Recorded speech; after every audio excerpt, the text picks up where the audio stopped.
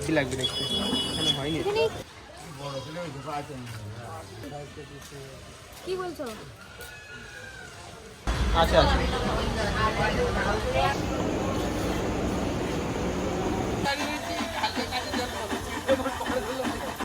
Hello everyone, কেমন আছো সবাই? আশা করছি ভালো আছো, আমিও খুব ভালো আছি।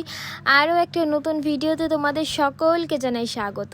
আজকে দেখো বাপের বাড়ি যাচ্ছি, আর বোন যেহেতু কয়েকদিন ধরেই আমাদের বাড়িতে ছিল, সেজন্য বোনকে বাড়িতে রাখতে যাচ্ছি, আর তোমাদের দাদাভাইও যাচ্ছে। আর আজকে এত পরিমাণে সকাল থেকে বৃষ্টি হয়েছে না, বাড়ির সামনে পুরো এক হাঁটু জল জমে গেছে।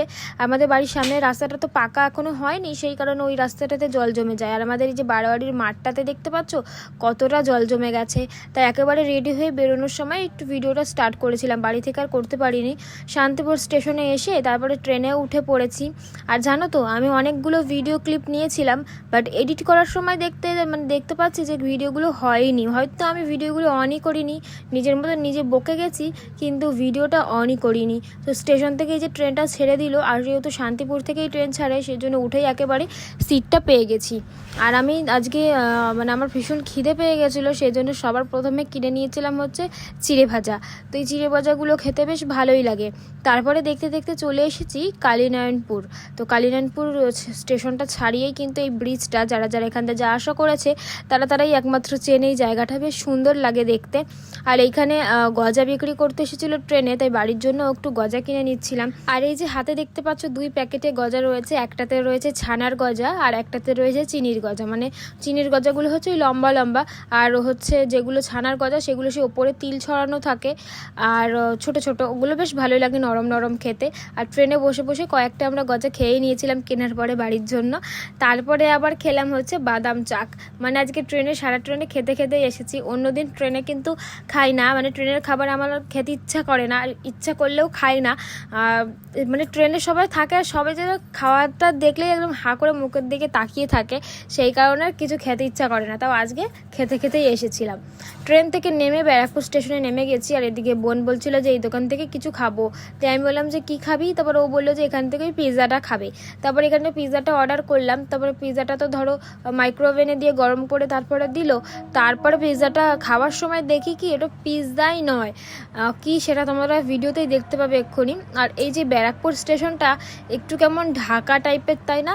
মানে একটু সেই এই পারের জিনিস ওই পারে দেখা যাবে না, এরকম ব্যাপার। চারিদিক দিয়ে মানে এরকম পাঁচিল দিয়ে করা, মানে আদালত টাইপের লাগে, আদালত মানে ডিজাইনটা করা এই ব্যারাকপুর স্টেশনটা। আর ট্রেনে ওঠার সাথে সাথে যেহেতু সিটটা পেয়ে গেছিলাম, মানে উঠেই সিট পেয়েছিলাম, তো সেই কারণে আসতে বেশি কষ্টও হয়নি। আর খাওয়া দাওয়া করতে করতে মানে টুকিটাকি জিনিস খেতে খেতেই পৌঁছে গেছি ব্যারাকপুরে, ওই জন্য কোনো কষ্টই হয়নি। তারপর এই দেখো পিৎজাটা দিয়ে দিয়েছে। পিৎজা তো নয়, মানে পাউরুটির ওপরে চিকেন দেওয়া আর একটু চিজ দেওয়া, মানে পুরো পাউরুটি নিজের পিৎজার মতনই নয় এটা। তারপরে দেখো অটো করে, মানে স্টেশনের বাইরে এসে অটো করে চলে এসেছি ব্যারাকপুর ঘাট, মানে এটাকে শেওড়াফুলি ঘাটই বলে। তো ঘাটে চলে এসেছি ঘাট পেরোবো বলে। তারপরে তো মানে ঘাট পেরোলেই তো শেওড়াফুলি, তো ঘাটের এখানে ভুট্টা বিক্রি হচ্ছিল, তাই একটু ভুট্টা নিয়ে নিলাম।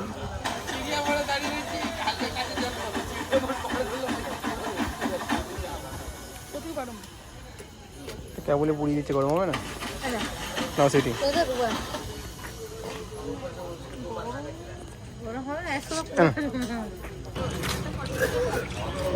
সত্যি সুন্দর লাগছে ঘাটটা।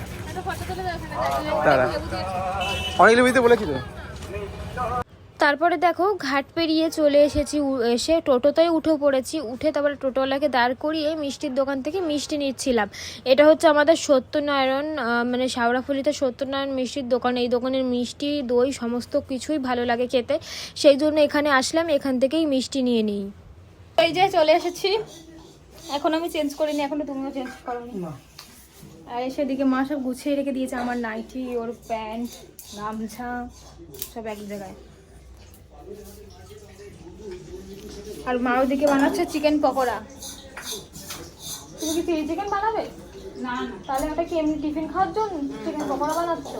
এখন খাওয়ার জন্য। সেটাই তো বলছি, সন্ধ্যাবেলার টিফিন চিকেন পকোড়া বানাচ্ছে মা। তো চলো ফ্রেশ হয়ে নিই, ফ্রেশ হয়ে পরে তোমাদের সঙ্গে আবার কথা বলতে আসছি। তো এই যে মা এদিকে গরম গরম বানিয়ে দিয়েছে চিকেন পকোড়া, এখন সেটাই আমরা সবাই মিলে বসে খাচ্ছি। সবার প্রথমে আমি এসে আগে জল খেয়েছি, কারণ ট্রেনে অত কিছু খাওয়া দাওয়া করেছি কিন্তু একটুও জল খাইনি কোথাও। তো সেই কারণে আর কি বাড়িতে এসে সবার প্রথমে জলটা খাচ্ছি, তারপরে পকোড়াগুলো খাবো। চিকেন পকোড়া সস দিয়ে খেতে বেশ ভালোই লাগে।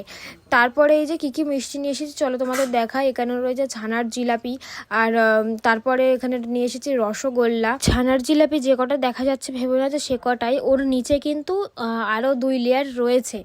মানে ছানার জিলাপি একটার ওপর একটা রেখেছে বলে তাই ওরকম ভিডিওতে দেখতে লাগছে মনে হচ্ছে অল্প রয়েছে, কিন্তু না, অনেকগুলোই নিয়ে এসেছিলাম। আর হচ্ছে এদিকে মা আবার রাত্রিরে খাওয়ার জন্য চিকেন রান্না করছে। আর কি হয়েছে চলো দেখিয়ে দিই। পাবদা মাছের তরকারি, তারপরে হচ্ছে চিকেন, এই দুটোই রাতের জন্য। চলো তারপরে রাতের ডিনারটা করে ফেলি। মানে এরপরে কিন্তু আড্ডা মারছিলাম অনেকটাই। তো কালকে রাতে খাওয়া দাওয়া করার পরে অনেক আড্ডা ঠাড্ডা মেরে তারপরে ঘুমিয়ে পড়েছিলাম।